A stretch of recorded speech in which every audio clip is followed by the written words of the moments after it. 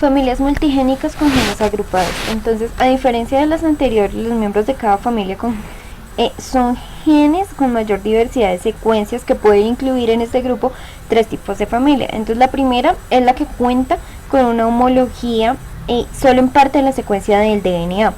La segunda es la familia que con homología escasa en las secuencias de DNA.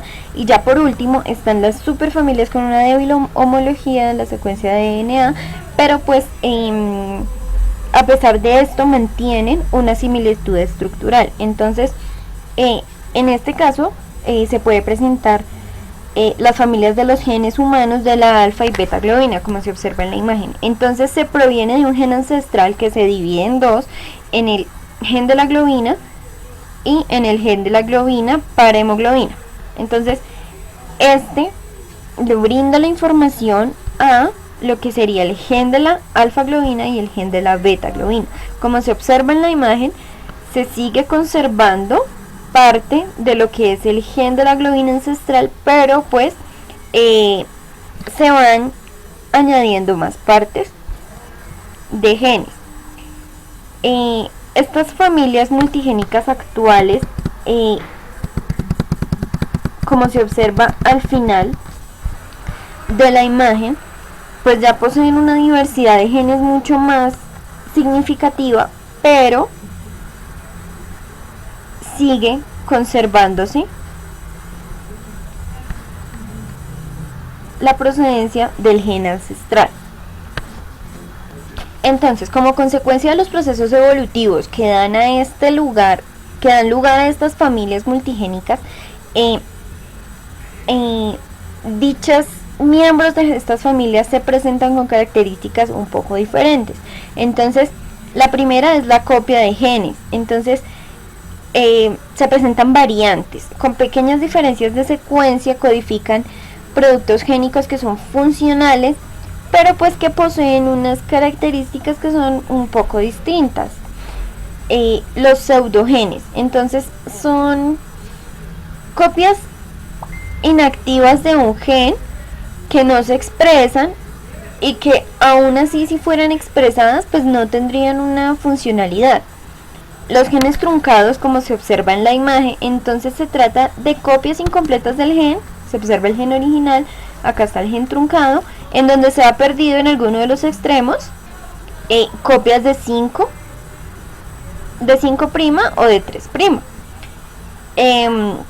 Y fragmentos de genes, como se observa también, entonces solo se conserva una porción del interior de la secuencia. Entonces, en este caso, se ha perdido ambos extremos.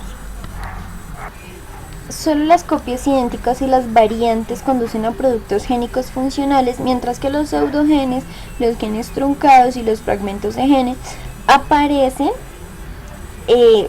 como vestigios de la evolución, pero pues no se les ha encontrado una función. Entonces, en la imagen se presenta cómo los genes de la globina constituyen uno de los ejemplos más representativos de familias multigénicas con genes agrupados. Entonces, en la primera casilla encontramos la etapa de desarrollo del órgano. Entonces, en cada etapa del desarrollo del ser humano, en un órgano diferente, único, se expresan los genes de globina. En la segunda casilla se ve cómo se expresan los genes de la familia de las alfa-globinas. Entonces, existe regiones de control que en ambas familias, tanto en la beta-globina como en la alfa-globina,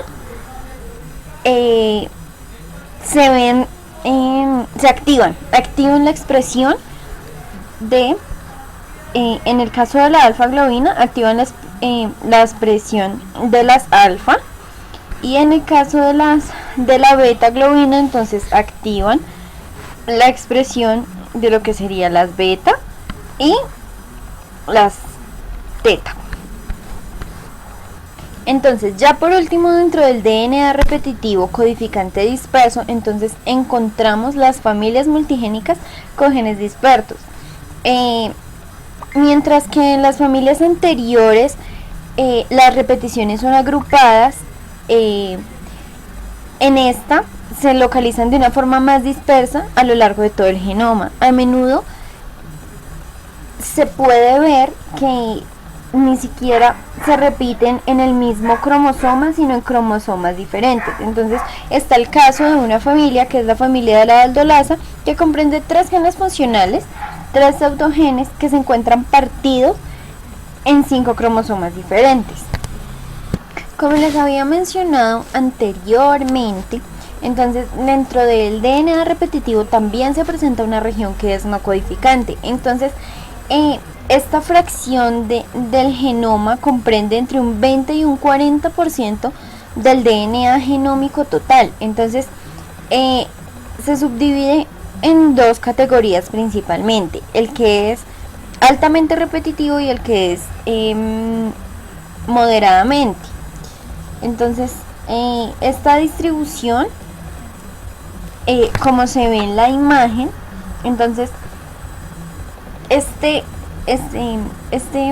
altamente repetitivo se ve localizado en los centrómeros, y por el contrario, el que es repetitivo pero que es disperso no se logra diferenciar dentro del cromosoma. Entonces son regiones que son repetitivas, que no codifican, pero que se encuentran a lo largo de todo el cromosoma, no se encuentran ubicadas en un solo punto. Entonces, para ya hablar más claramente de lo que es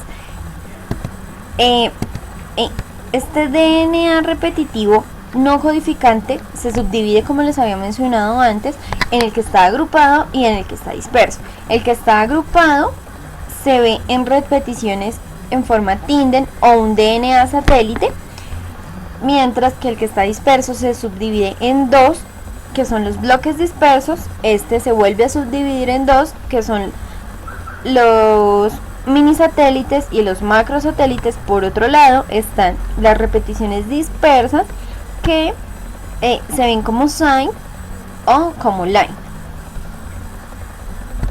Entonces, el DNA altamente repetitivo y agrupado, que denominamos anteriormente DNA satélite, entonces es aquel que posee alrededor entre un 10 a un 30% del genoma. No se debe confundir con los mini satélites y los microsatélites. A diferencia de los otros, posee una mayor cantidad de bases. Su localización es en lugares específicos de los cromosomas.